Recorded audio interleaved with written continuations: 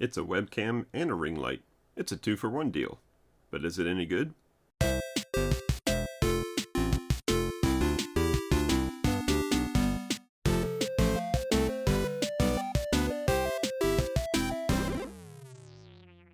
Hey everybody, it's Chris from Family Geekery, and today we're going to be taking a look at this Surf Onn webcam with ring light that we picked up at Walmart.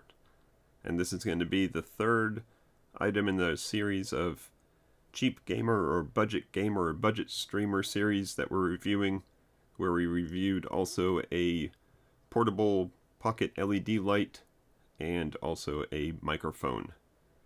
So let's take a look at this one. So the front of the box just shows that it's a webcam with ring light. It shows that it's got a 6-foot USB cord and up to 1440p video resolution. So let's take a look at the back.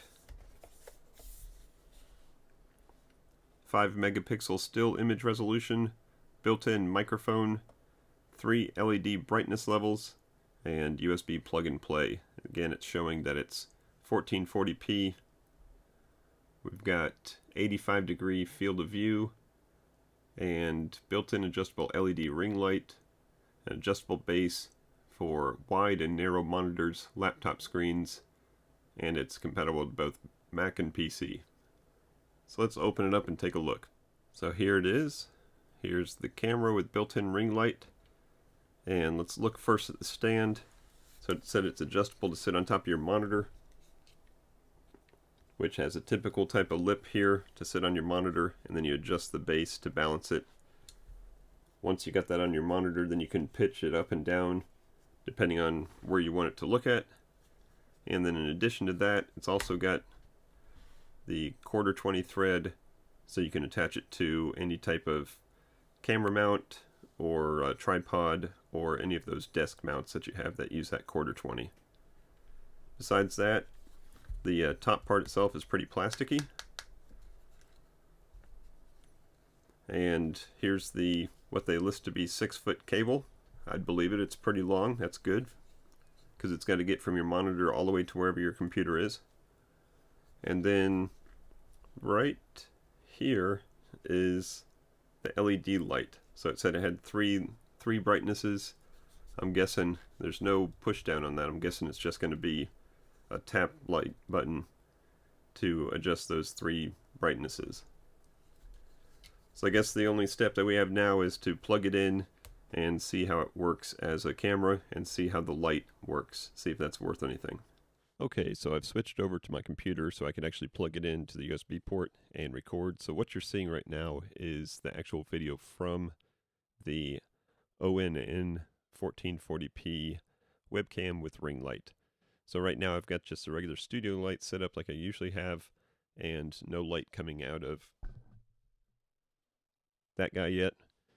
So I'm going to go through a couple different tests with different lighting situations to see if the camera with the ring light is worth it, or if it's just to be viewed as a camera alone. So let's kill these studio lights and start playing.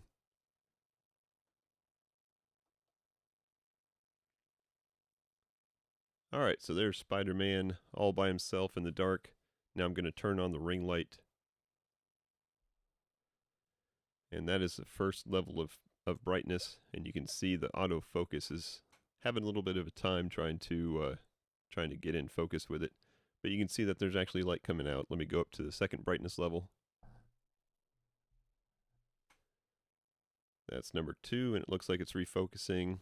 And let me bring it up to the brightest. And there's level 3. So other than the glare on the plastic screen there, you can see that at least it's bringing out some of the color detail, but it's just nowhere near as good as the studio lights, which is to be expected. This is just built in, and it's about the average distance I think would be from your monitor to your face is about where I've got this sitting for Spider-Man. So let's go ahead and turn this light off and try some of the other lights that we've tested out.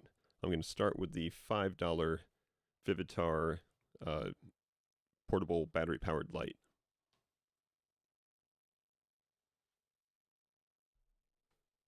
Alright, the ring light is off now. and I'll be adding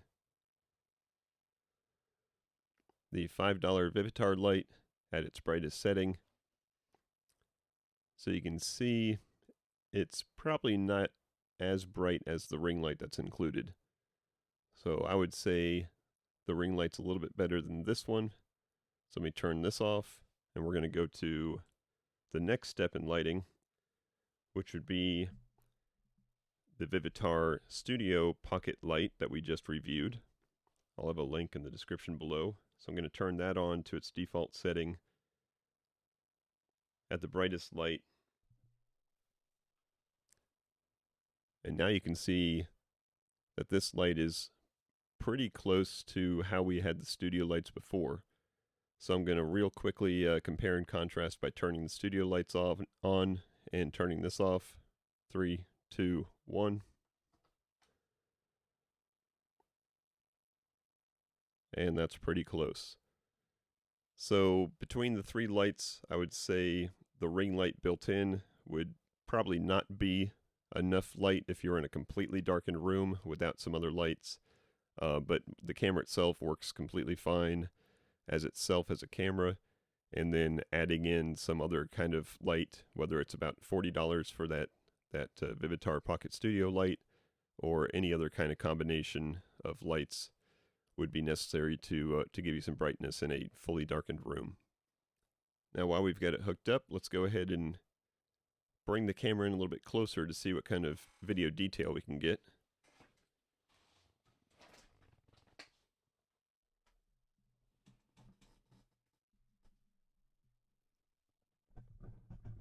So I'm holding the camera right in front of Spider-Man there, and other than my shaky hand, sorry about that, I can say that it has no problem capturing a very clear picture provided with enough light. Now it says that it's a 1440p camera, but I'm only recording a 1080p feed right now, so I'm only showing you up to the 1080p.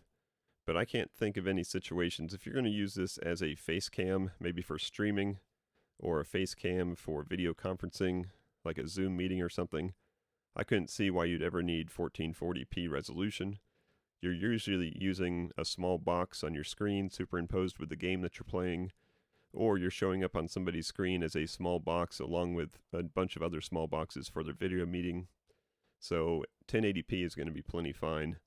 But the option is there for 1440p if you need it. Alright, I'm back to the camera off the PC now, and taking a look at this now for our final thoughts. As a camera itself, it does a decent job. So if you need a webcam and you're in the $20 to $30 price range, then this is going to definitely do it for you. If you're looking at just a plain old camera versus a camera with a ring light, and the price difference is a couple dollars, then maybe it's worth it to have it just in case you want to use it on a laptop or something, and the light will be close enough to you that it will make a difference. But in most cases, if you don't need the light, then you can save yourself a couple bucks. This one I think was right around $30 at Walmart, and I think the next step down was like a 1080p camera for $25. So between those two, I would probably go ahead and pay the extra $5 to get this one. Now as far as critiques, the 1/4 thread here, I could not get to thread all the way on any of my different types of mounts.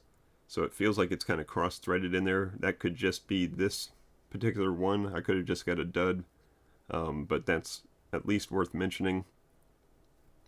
And the other thing that was a little annoying is the light button here. It is just a soft button that doesn't click or anything, so anytime you grab the camera, it's going to change the light. So if you've got it up on your monitor and you reach up to face it down towards you, you're probably going to change whatever the light was set to. But like I said, that's just a small gripe. Other than that, you're not going to get a whole lot of features software-wise with this thing. You plug it into the computer, it recognizes it as a USB 2.0 camera, and that's about it. I was using OBS to record the video test, and OBS did allow me to change the focus a little bit, change the zoom a tiny bit, change the exposure a little bit, but I kept it on auto on all of those. And if you're looking for complete control of the camera, then you're going to need to get like a Logitech or an Elgato or some high quality camera that's going to come with a better software suite. But if you're just looking for plug and play $20, $30 camera, then that's what you're getting. So that's going to wrap it up for this review. Hope you enjoyed it. If you did, give me that thumbs up. If you want to see more content like this, or if you want to check out some of the other reviews I do on this cheap gamer budget stuff, then go ahead and hit that subscribe button and be sure you don't miss any videos. Remember to check out the Family Geekery Podcast, new episodes every Tuesday where we talk about all kinds of geeky stuff. You name it, we talk about it. So thanks as always for watching, and until next time, peace out and geek out.